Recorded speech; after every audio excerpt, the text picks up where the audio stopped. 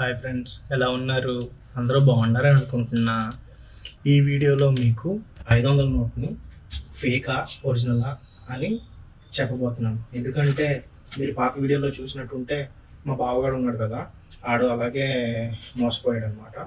ఈ వీడియోలో నేను అది ఎలా ఓవర్కమ్ చేయాలో చూస్తాను. ఫస్ట్ ఆఫ్ ఆల్ ఈ నోట్ ఉంది కదా, ఈ నోట్ని ఎంత వీలైతే అంతలాగా ఫోల్డ్ చేయండి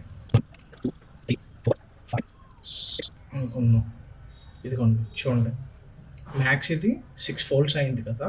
ఇప్పుడు దీన్ని తీసుకొని గట్టిగా ఇప్పుడు ఓపెన్ చేయండి 1 by 1.